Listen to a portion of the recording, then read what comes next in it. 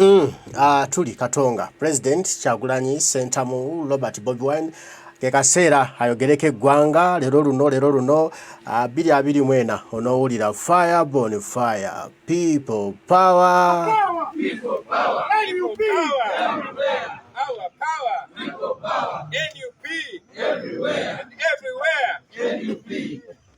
Council Walubiri, I salute you. Like our Lord Jesus Christ said, we didn't come to destroy but make it better. So no Durianga to come everywhere, everywhere. I was just about to complain. The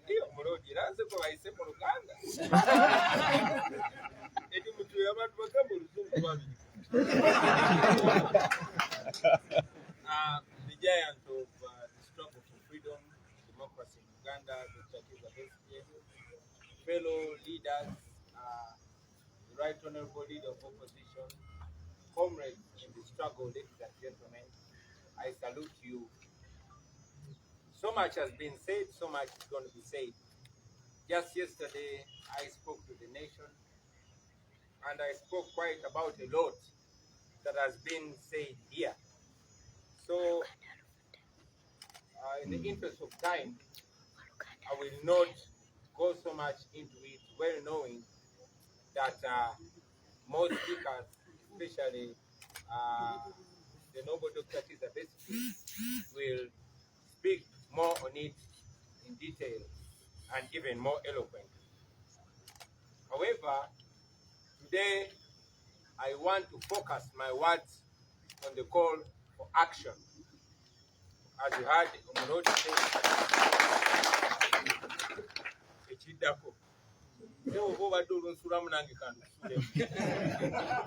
today, among the things we're here to say, to call the nation action. Yesterday, I gave my comments about the shameless nature of General Museveni now appointing openly NRM stooges to adjudicate an election where he's competing.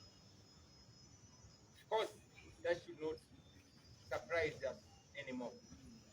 I spoke, and I also want to add a few words on the ongoing non-aligned movement summit. It is indeed meant to be a blessing to Uganda if Uganda was well governed, but it has turned into a curse. So to all of you that are attending the NAM summit, you are actually a curse to our nation. Because of that summit, that more than 3,000 businesses have been either disrupted or completely closed. You have seen businesses disrupted, many of our people rounded up and detained, just like it was in the days of Toga. Today, transport has been completely disrupted. We as nationals who pay the taxes, we are not allowed to use the roads that we pay taxes for. So it is a curse other than a blessing. And as if that's not annoying enough, it's a further shame to see some democratic leaders coming to Uganda hosted by an illegitimate leader. You are being hosted by a man that has captured us on gunpoint. He's not a legitimate leader, so you are here to endorse oppression against the Ugandans. You're here to endorse dictatorship. We know that there will be a day when we shall have summits that will be beneficial to the businesses of Uganda and to the people, and will bring pride to Uganda. I mean, are you not surprised to see that Museveni's minister is ordering us to smile as you pass our road?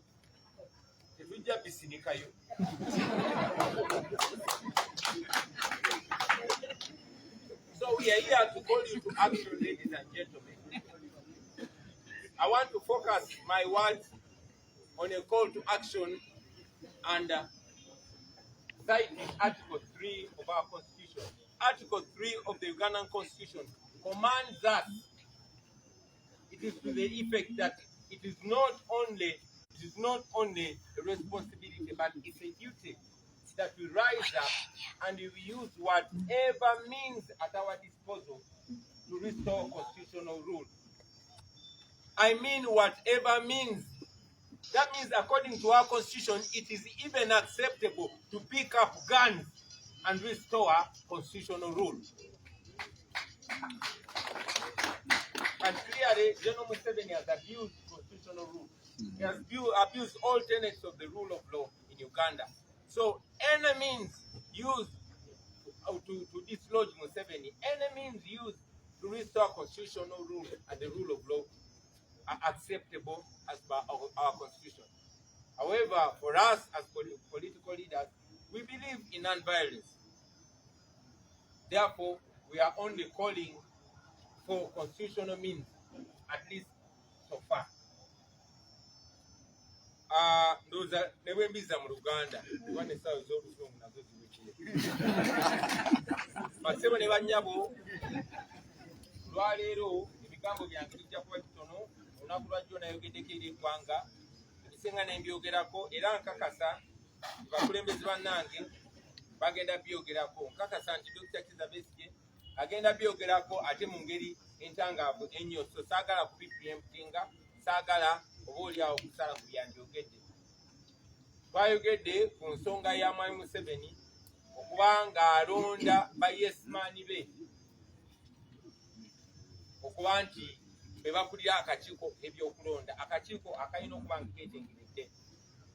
Ekyono kya buswavu naye tekirina twewuunyisa kubanga Mwami Museveni kati buli kaleeya ak'ensonyi agenze akeeyambula naye kitukoze bulungi kiragize ensi muntu ki atufuga olunaku lwaleero.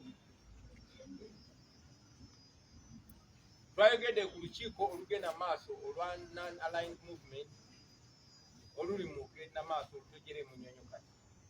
Enkiiko bwezityo zandibadde nga nnungi mu nsi ekulemberwa mu mateeka kubanga kitegeeza abagenyi bwe bava ebweru tuba tugenda kufuna omukisa okutunda ebintu byaffe.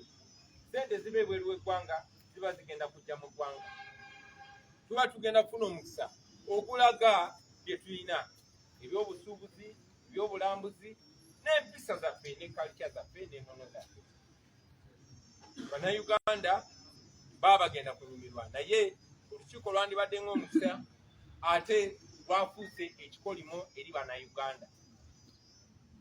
Mulabye nti bizinesi esukka mu 3,000 zatataaganyiziddwa oba okukalwawo. Amayumba g'abantu mangi gaggaliddwa, amalala gamenyeddwa. Bannayuganda bangi baayooleddwa naddala bano abatalina we basula bonna bali mu makomera era nga bwe kyali mu kyoga. Mulabye gavumenti ya Museveni bwekozesa ssente empitirivu ez'omuwa omusolo nga baddaabiriza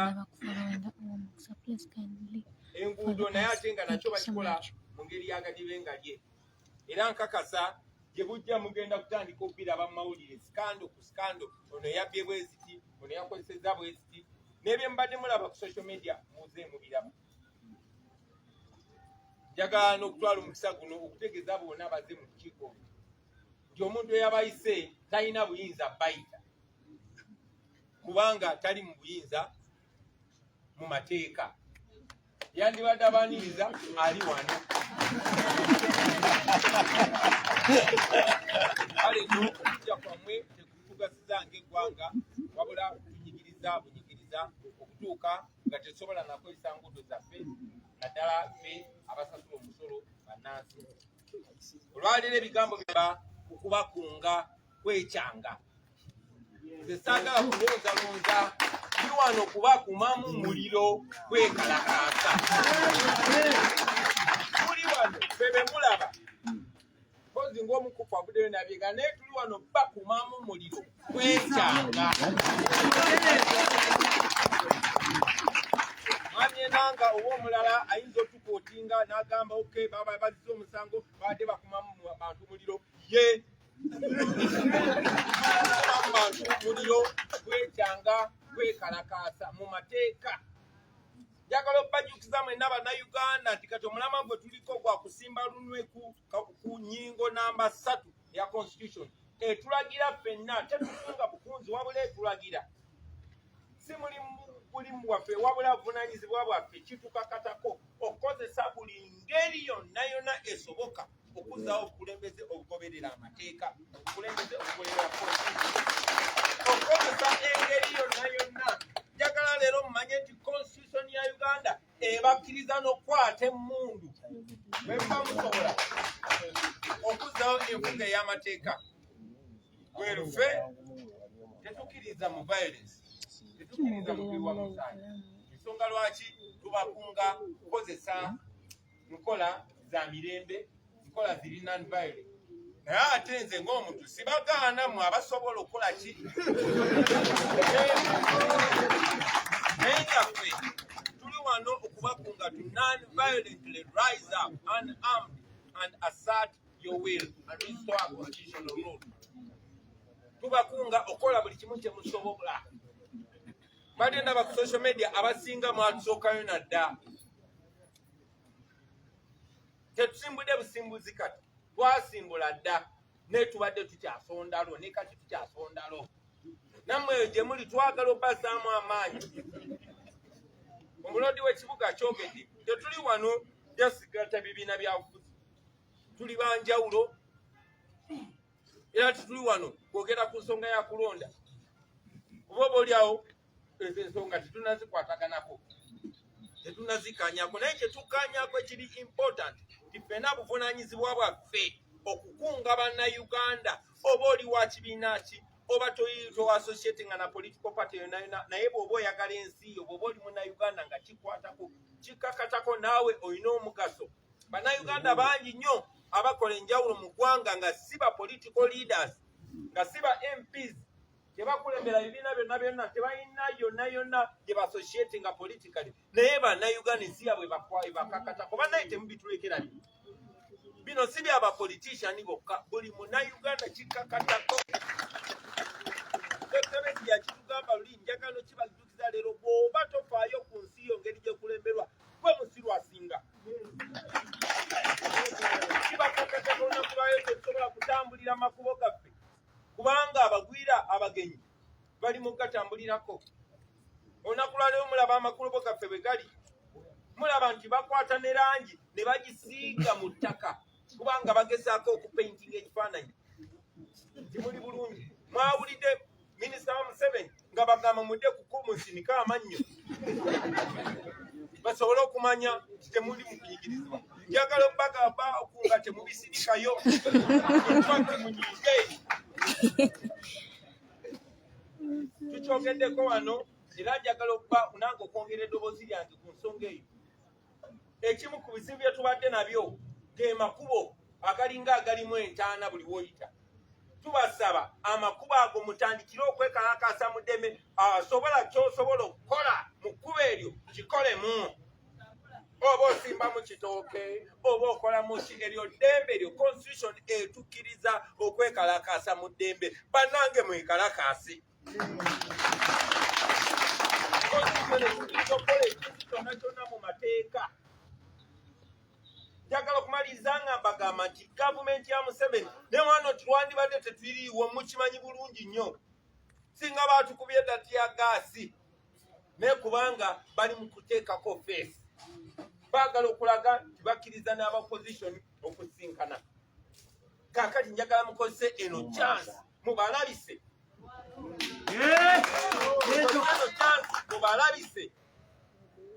Bw'abawo empisa omuntu z'atakola omutayiminga we banaamulabira mujja kulwawo okufuna chance eno endala. So yonna yonna gy'oli munnayuganda oba oli omukuffe oba toli omukuffe oba oli munnabyabufuzi oba tobiriimu labisa mu ngeri yonna yonna esobola. Oba owanika kipande nga bayitawo n'ogamba bannange tuli basibe oba mwoganye ne mugamba abo babbi kuba abakifuga babbi Museveni mubbi n'abantu abamwetolodde babbi. So tubasaba muveeyo na gye muli. Ffe tujjagenda mu maaso nga tukwataganira wamu. Programu yaffe bagibabulidde. Nga NUP tweyama okukola byonna kye tusobola nga ffe era nga tukwatidde wamu ne bannaffe bonna bonna abaagala enkyukakyuka. tujja kwegatta mu buli program eneebeerawo eneeyamba ocreating awareness n'okunafuya mwami Museveni nga tukola bye tukola ate nga tukola ne bye tukola ne bannaffe bonna. Nammwe njagala obbakunga bannange mwenna abali mu pati zaffe ez'enjawulo. Ebiseera bingi nnyo tubadde tugezaako okukwatagana ffe abakulembeze ate nga mmwe mutuuzoganya. Tukwatagana ate nga mweno musojjasojja kubanga oyagala oba kansala kubanga oyagala oba meeya oba MP nga mwe making sure tetukwatagana. Ye mmwe balaba abasinga. Tetukola buli bwe mulaba nga tetukola kiyamba eggwanga nga kinafuya Museveni mutwegatteko temutunafuya mutwongere amaanyi tukwatagane temutwawula twawula bwe munatuyamba okukwatagana ne mutuyamba okwesigaŋŋana okukwatagana ne tuviira ddala mu kulembeza asemba waggulu paka ku mukulembeza asooka wansi kijja twangwira basebo ne banyabo. Mwebale nnyo okumpuliriza lwa Katonda ensi